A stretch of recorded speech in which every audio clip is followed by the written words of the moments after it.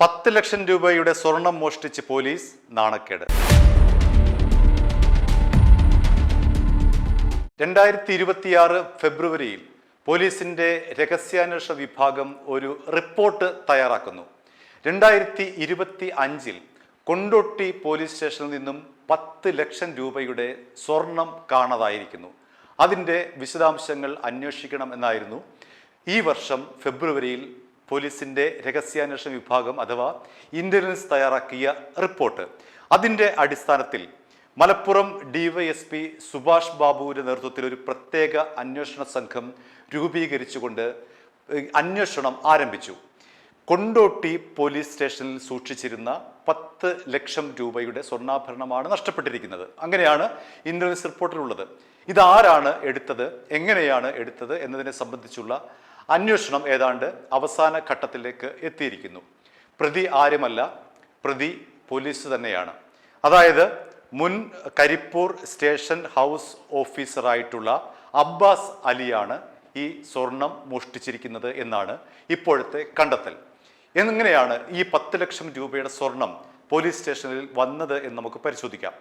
നാട്ടുകാർ കൊണ്ട് ഏൽപ്പിക്കുന്ന സ്വർണം, ഇപ്പോൾ ഉദാഹരണമായി നമ്മൾ റോഡിൽ കൂടെ നടന്നു പോകുന്നെങ്കിൽ സ്വർണം ആഭരണം കാണുന്നു, അത് ഉടൻ തന്നെ നമ്മൾ എടുക്കുന്നു, അത് പോലീസ് സ്റ്റേഷനിൽ ഏൽപ്പിക്കുന്നു. ഒരുപക്ഷെ അങ്ങനെ ഏൽപ്പിച്ചില്ല എങ്കിൽ ഇത് നമ്മുടെ കയ്യിൽ നിന്ന് പിടികൂടുന്നെങ്കിൽ നമ്മളത് മോഷ്ടാവാകും. അതുകൊണ്ട് സാധാരണക്കാരായിട്ടുള്ള എല്ലാവരും തന്നെ ഇത്തരത്തിൽ സത്യസന്ധമായി കളഞ്ഞു കിട്ടുന്ന സ്വർണം പോലീസ് സ്റ്റേഷനിൽ ഏൽപ്പിക്കുന്നു.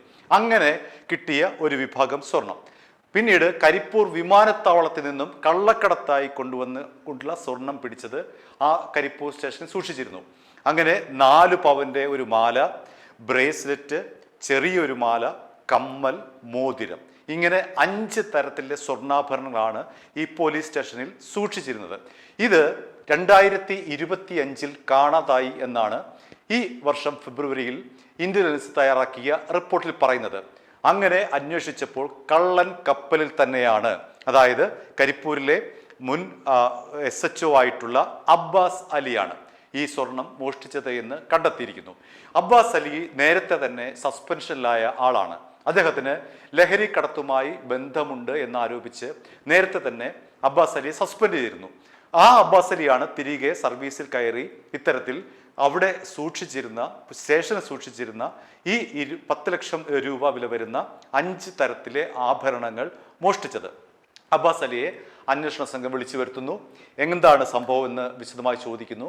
അപ്പോൾ അദ്ദേഹം പറഞ്ഞത്, ഇത് ഒരു കയ്യബദ്ധമാണ്, നാറ്റിക്കരുത്, ഞാനിങ്ങനെ എടുത്തിട്ടുണ്ട് എന്നുള്ള കാര്യം ശരിയാണ്, അതുകൊണ്ടൊരു കാര്യം ചെയ്യാം, ഞാൻ ഈ സ്വർണം തിരികെ ഏൽപ്പിച്ചിട്ട് ഇത് കേസൊന്ന് ഒത്തുതീർപ്പാക്കണം എന്ന് പറഞ്ഞെങ്കിലും അന്വേഷണ ഉദ്യോഗസ്ഥർ അതിന് കൂട്ടാക്കിയില്ല. എങ്ങനെയാണ് ഈ അബ്ബാസ് അലിയിലേക്ക് അന്വേഷണം നീണ്ടത് എന്ന് ചോദിച്ചാൽ, കൊണ്ടോട്ടി ASP ജില്ലാ പോലീസ് മേധാവിക്ക് ഒരു റിപ്പോർട്ട് നൽകുന്നു. ഇതിൻ്റെ അടിസ്ഥാനത്തിൽ ഇന്റലിജൻസ് ബ്യൂറോ നൽകിയിട്ടുള്ള ആ റിപ്പോർട്ടിൻ്റെ അടിസ്ഥാനത്തിൽ വളരെ വിശദമായിട്ടുള്ള ഒരു റിപ്പോർട്ട് കൊണ്ടോട്ടി ASP ജില്ലാ പോലീസ് മേധാവിക്ക് നൽകുന്നു.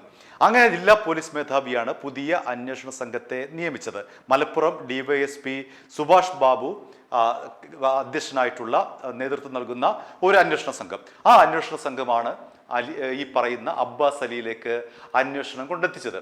ഇപ്പൊ അബ്ബാസ് അലി തടിയൂരാൻ ശ്രമിക്കുകയാണ്, എങ്ങനെയെങ്കിലും ഞാൻ ഇത് സ്വർണം തിരികെ തരാം, ഈ കേസിൽ നിന്ന് ഒഴിവാക്കൂ എന്നാണ് അദ്ദേഹത്തിന്റെ വാദം. എന്നാൽ ഒരു കാരണവശാലും അന്വേഷണ സംഘം അതിൽ നിന്ന് പിന്മാറുന്നില്ല. കാരണം ഇത് കേരളത്തിലെ പോലീസിന് ആകമാനം നാണക്കേടുണ്ടാക്കിയൊരു സംഭവമാണ്. പോലീസ് സേനയുടെ ഒരു കളങ്കമാണ്, പോലീസ് സേനയുടെ ചരിത്രത്തിലെ ഒരു കളങ്കമാണ്. കാരണം ഇത്രയും സ്വർണം, 10 ലക്ഷം രൂപ വില വരുന്ന സ്വർണം ഒരു പോലീസ് SHO, അവിടുത്തെ സ്റ്റേഷനിലെ SHO തന്നെ മോഷ്ടിച്ചു കൊണ്ടുപോവുക എന്ന് പറയുന്നത് പോലീസിന് തന്നെ നാണക്കേടാണ്. അതുകൊണ്ട് സേനയ്ക്ക് നാണക്കേടായിട്ടുള്ള ഈ ഒരു നടപടിയെ ഒരു കാരണവശാലും അങ്ങനെ സ്വർണം തിരികെ വാങ്ങി രഹസ്യമായി ഒത്തുതീർപ്പുണ്ടാക്കി അങ്ങനെ അങ്ങ് വിടാൻ ഉദ്ദേശിക്കുന്നില്ല എന്നാണ് DYSP സുഭാഷ് ബാബു അടങ്ങുന്ന അന്വേഷണ സംഘത്തിന്റെ തീരുമാനം. അതിന്റെ അടിസ്ഥാനത്തിൽ ഇപ്പോൾ അബ്ബാസ് അലിക്കെതിരെ നിയമ നടപടികൾ ആരംഭിച്ചിരിക്കുകയാണ്. മോഷണ കുറ്റമടക്കമുള്ളവ ഒരുപക്ഷെ ഈ അബ്ബാസ് അലിക്ക് മേൽ ചുമത്താനുള്ള സാധ്യതയാണ്. ഏതായാലും അതുമായിട്ട് ബന്ധപ്പെട്ടുള്ള നടപടിക്രമങ്ങൾ പുരോഗമിക്കുന്നു. കേരള പോലീസിന്റെ ചരിത്രത്തിൽ ആദ്യമായിട്ടായിരിക്കാം ഒരുപക്ഷെ ഇത്രയും വലിയൊരു മോഷണം ഒരു പോലീസ് മേധാവി തന്നെ നടത്തുന്നത്, ഒരു SHO തന്നെ നടത്തുന്നത്. ഇതുമായി ബന്ധപ്പെട്ട് പോലീസ് വളരെ ഒരു കാരണവശാലും ഈ കേസിൽ വെള്ളം ചേർക്കേണ്ടതില്ല. കാരണം ഇത് പുറത്തറിഞ്ഞു പോയി. ഈ കാര്യങ്ങളെല്ലാം ഇതെല്ലാം തന്നെ പൊതുജന മധ്യത്തിൽ മാധ്യമങ്ങളോട് വന്നു കഴിഞ്ഞതോടുകൂടിയാണ് ഇങ്ങനെയുള്ള ഒരു സംഭവം ഒരു കാരണവശാലും ഒത്തുതീർപ്പാക്കേണ്ടതില്ല. മാത്രമല്ല, മലപ്പുറം DYSP സുഭാഷ് ബാബു എന്ന് പറയുന്നത് ക്ലീൻ ആയിട്ടുള്ള ഒരു ഓഫീസറാണ്. അദ്ദേഹത്തിൻ്റെ മേൽ നേരത്തെ യാതൊരു തരത്തിലുള്ള ഏതെങ്കിലും അപവാദങ്ങളോ ഏതെങ്കിലും ഒരു തിരിമറികളോ ഒന്നും നടത്തിയ ഉദ്യോഗസ്ഥരല്ല. അദ്ദേഹം വളരെ ക്ലീൻ സർട്ടിഫിക്കറ്റ് ഉള്ള ഒരു ഓഫീസറാണ് DYSP സുഭാഷ് ബാബു. അതുകൊണ്ട് തന്നെ അദ്ദേഹം ഇക്കാര്യത്തിൽ വളരെ നിർബന്ധപൂർവ്വമുള്ള വളരെ കർശനമായിട്ടുള്ള ഒരു നടപടിയാണ് എടുത്തിരിക്കുന്നത്. കേരള പോലീസിന്റെ ഇമേജ് തകർക്കുന്ന ഒരു കേസാണ് ഇത് എന്നാണ് സുഭാഷ് ബാബുവിന്റെ അടക്കമുള്ള മേലുദ്യോഗസ്ഥരുടെ ഒരു നിഗമനം. ആ നിഗമനത്തിന്റെ അടിസ്ഥാനത്തിലാണ് ഇപ്പോൾ അബ്ബാസ് അലിയെ വിശദമായി ചോദ്യം ചെയ്തത്. ഇയാൾ ഇതിനു മുൻപ് എന്തെങ്കിലും തരത്തിലുള്ള തരയിടൽ ഒപ്പിച്ചിട്ടുണ്ടോ എന്നുള്ള കാര്യം അറിയില്ലല്ലോ. കാരണം നേരത്തെ മയക്കുമരുന്ന് ലഹരി മരുന്ന് റാക്കറ്റുമായി ഇയാൾക്ക് ബന്ധമുണ്ട് എന്നതിന്റെ പേരിൽ സസ്പെൻഷനിലായ ആളാണ്. ഇപ്പോൾ ഇതാ 10 ലക്ഷം രൂപയുടെ സ്വർണം മോഷ്ടിച്ചിരിക്കുന്നു.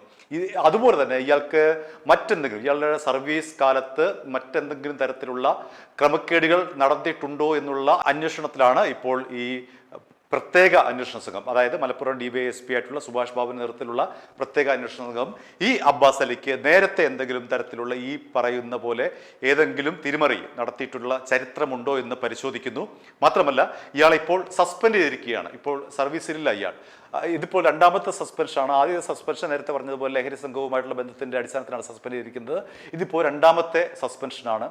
ആ സസ്പെൻഷൻ കാലയളവിൽ തന്നെയാണ് ഇപ്പോൾ അയാൾക്കെതിരായിട്ട് കൂടുതൽ അന്വേഷണം പുരോഗമിക്കുന്നു. ഈ നേരത്തെ അയാൾ ഇരുന്ന സ്റ്റേഷനിലടക്കം നേരത്തെ അയാൾ സേവനമനുഷ്ഠിച്ചിരുന്ന കാലയളവിൽ എന്തെങ്കിലും തരത്തിലുള്ള തിരിമറികൾ ഇയാൾ നടത്തിയിട്ടുണ്ടോ, മറ്റെന്തെങ്കിലും കൊട്ടേഷൻ സംഘവുമായി നേരത്തെ ലഹരി സംഘവുമായി ബന്ധമുണ്ട് എന്ന് തെളിഞ്ഞതാണ്. അതേപോലെ തന്നെ മറ്റെന്തെങ്കിലും സ്വർണ്ണക്കടത്ത് ടീമുമായി ബന്ധമുണ്ടോ? കാരണം കരിപ്പൂർ ആണ്, വിമാനത്താവളമാണ്, നമുക്കറിയാമല്ലോ ഏറ്റവും കൂടുതൽ ഈ പറയുന്ന കള്ളക്കടത്തൊക്കെ നടക്കുന്ന ഏരിയയാണത്.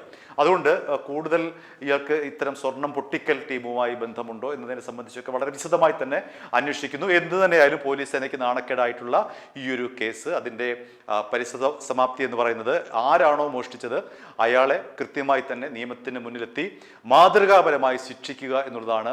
അങ്ങനെ ആയിരിക്കണം ഈ ഒരു അന്വേഷണ സംഘത്തിന്റെ ദൗത്യം അല്ലെങ്കിൽ ലക്ഷ്യം എന്ന് പറയും. ഇത്രയും സ്വർണം എന്ന് പറയുന്നത്, അതായത് 4 പവന്റെ മാല, ബ്രേസ്ലെറ്റ്, ചെറിയ മാല, കമ്മൽ, മോതിരം, ഇത്രയും ആഭരണങ്ങളാണ് കാണാതായത്. ഇത് 2018 ശേഷമാണ് ഈ പോലീസ് സ്റ്റേഷനിൽ ലഭിക്കുന്നത്. 2018 മുതൽ 2025 വരെ പല നാട്ടുകാർ കൊണ്ടുവന്ന സ്വർണ്ണമടക്കമാണ് ഇത്രയും സ്വർണം, 10 ലക്ഷം രൂപയുടെ സ്വർണം, അതാണ് കാണാതായത്. ഒരു പ്രത്യേക ലോക്കറിൽ സൂക്ഷിച്ചിരിക്കുകയായിരുന്നു.